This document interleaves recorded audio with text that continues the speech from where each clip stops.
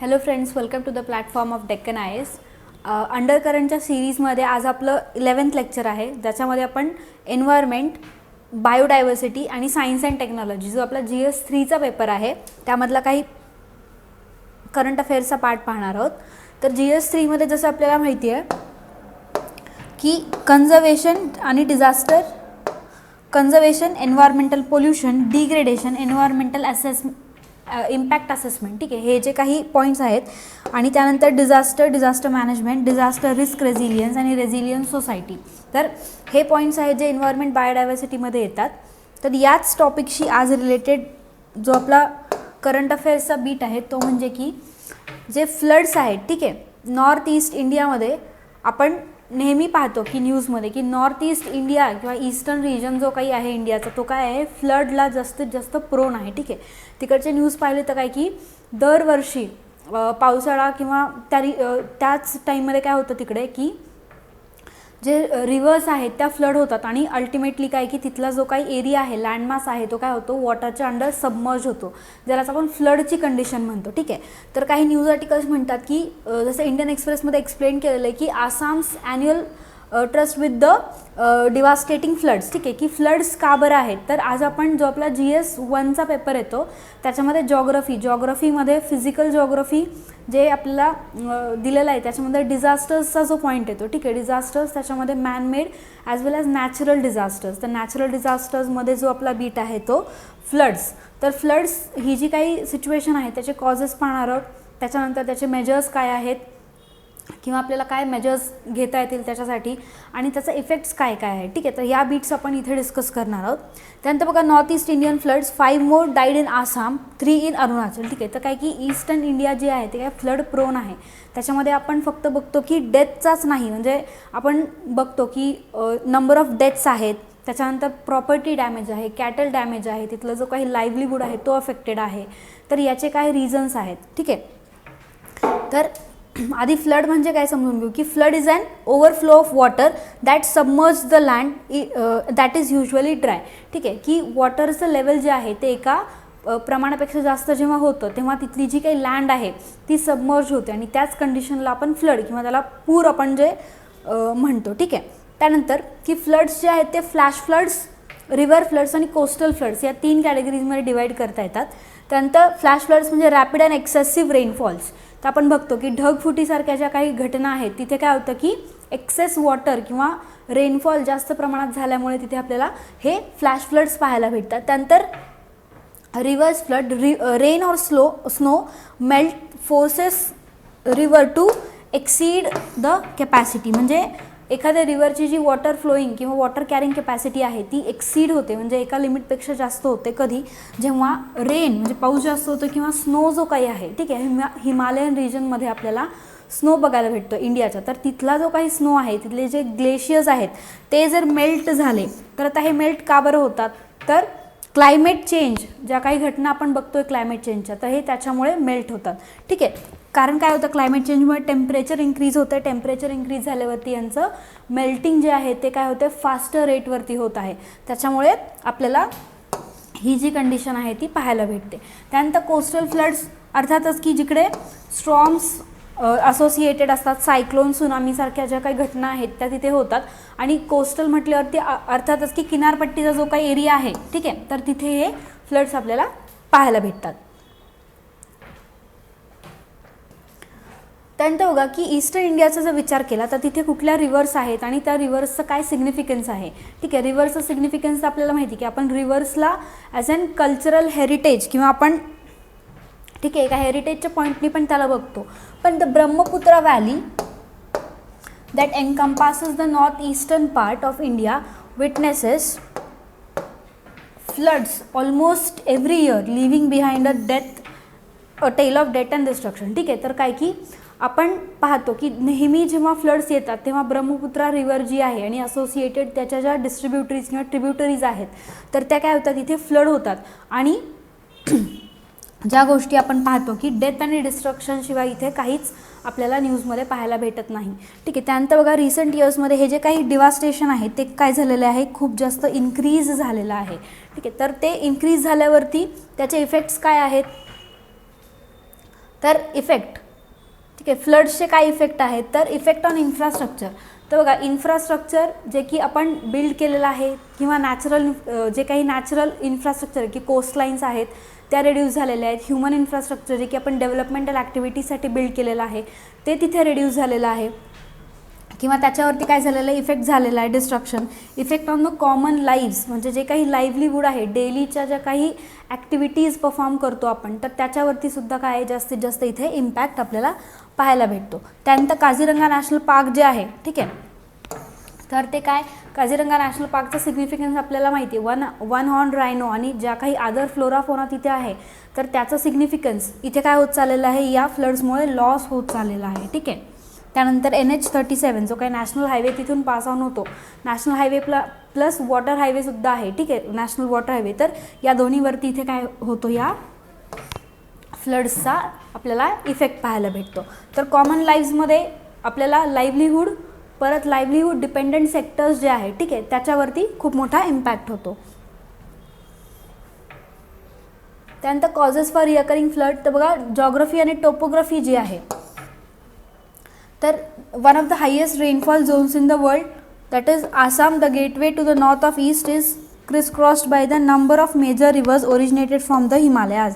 म्हणजे आसाम आणि जे इतर स्टेट्स आहेत त्याच्यामध्ये ज्या काही रिव्हर्स येतात त्या हिमालयन ओरिजिनच्या आहेत, तर ते काय आहेत की पेरिनियल रिव्हर्स आहेत. ठीक आहे, त्याच्यामध्ये आणखीन जर वॉटर ॲड झालं तर काय होणार आहे, फ्लडच्या ज्या काही कंडिशन्स आहेत त्या तिथे उद्भवणार आहेत. त्याच्यानंतर टोपोग्राफी, म्हणजे तिथला जो काही टेरेन आहे तो काय स्टीप स्लोपचा आहे, त्याच्यामुळे वॉटर आणि त्याची जी काही स्पीड आहे फ्लोईंगची ती अर्थातच काय असणार आहे, जास्त असणार आहे. त्यानंतर shifting of the river course, जसं आपण म्हणतो की कोसी रिव्हर जी आहे ती काय करते, तिचा कोर्स चेंज करते, म्हणून आपण तिला काय म्हणतो सॉरो ऑफ बेंगाल. तर सेम वे इथला जो काही टेरेन आहे तो खूप स्टीप आहे, त्याच्यामुळे काय की रिव्हर्स ज्या आहेत त्यांचा जो काही कोर्स आहे, म्हणजे वाहण्याचा जो काही प्रवाह आहे तो इथे सतत चेंज करतात. त्यामुळे इथे प्रेडिक्ट करता येत नाही की फ्लड्स कधी स्ट्राईक होतील. ठीक आहे, तर याच्यासाठी आपण काय करू शकतो की मेजर म्हणून, ठीक आहे, प्रिव्हेंटिव्ह मेजर्स याच्यासाठी आपण इथे घेऊ शकतो. त्यानंतर हाय सिल्ट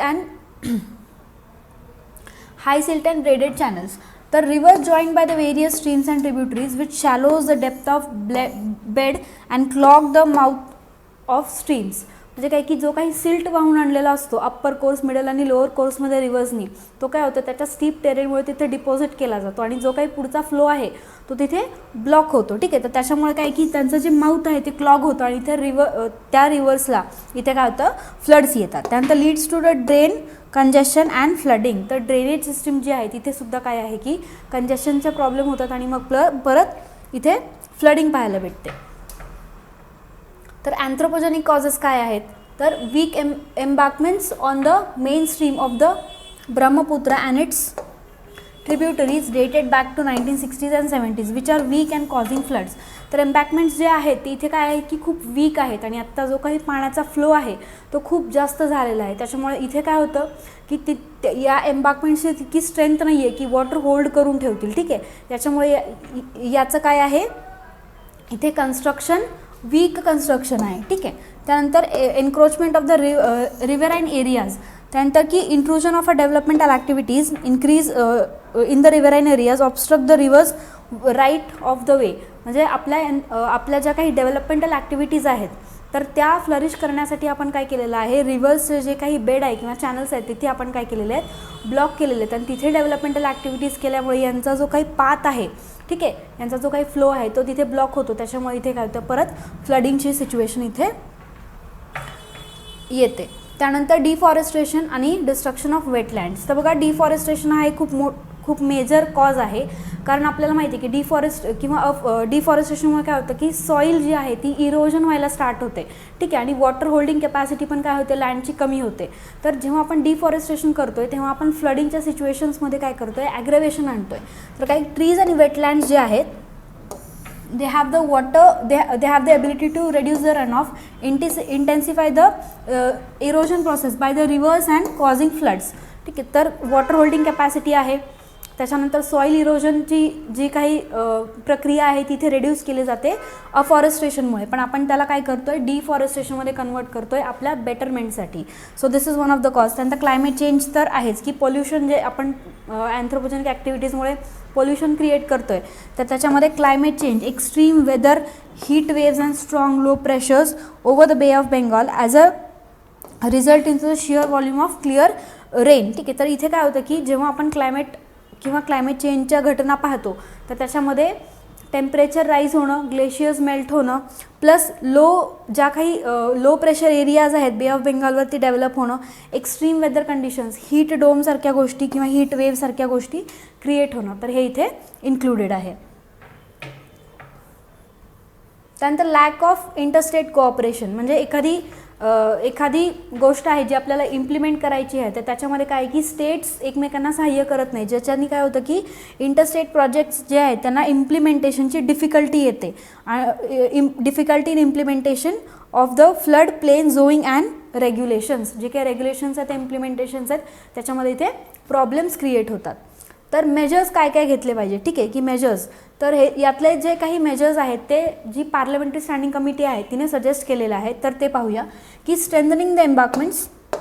जे आपण पाहिलं की एम्बार्कमेंट्स जे आहेत जे जुने आहेत 1960s 70s मधले, तर त्यांना काय करायचं आहे, स्ट्रेंथन करायचं आहे किंवा त्याला आपण परत एकदा कन्स्ट्रक्ट करायचं आहे. त्यानंतर desilting helps in the increasing the water holding capacity of the rivers, addressing erosion by silt accumulation and reduce the intensity.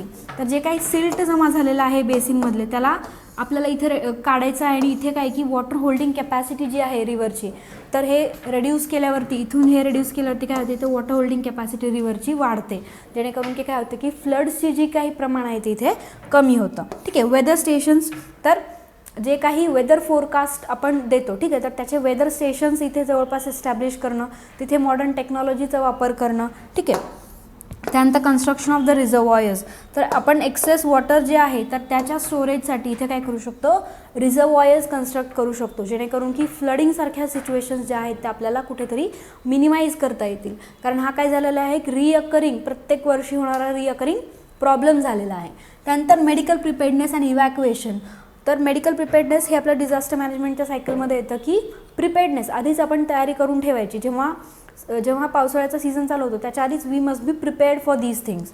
ठीक आहे. फ्लडिंग फोरकास्ट आणि वॉर्निंग, तर फोरकास्ट आत्ताच सांगितल्यासारखं की जे स्टेशन्स आहेत, ठीक आहे, ते त्यांना काय करायचं, अलर्ट देण्यास सांगायचं, जेणेकरून की जे काही फोरकास्टिंग आणि वेदर आहेत, वेदर फोरकास्टिंग, त्याचा आपल्याला इथे हेल्प होणार आहे. जो काही लॉस आहे म्हणजे ह्युमन लॉस, मटेरियल लॉस, तो रेड्यूस करण्यासाठी. त्यानंतर strengthening Ganga and the Brahmaputra flood control boards, तर जे काही बोर्ड्स आहेत गंगा आणि ब्रह्मपुत्रा फ्लडिंगचे, तर त्यांना स्ट्रेंथन करणं, त्यांचे जे इम्प्लिमेंटेशन्स आहेत ते स्ट्रिक्टली फॉलो करणं. ठीक आहे. त्यानंतर जी डिझास्टर मॅनेजमेंटची सायकल आहे ती आपल्याला फॉलो करायची आहे, ज्याच्याने की आपल्याला ह्युमन लॉस किंवा ह्युमन लाईफचा जो लॉस आहे तो इथे कमी करता येईल.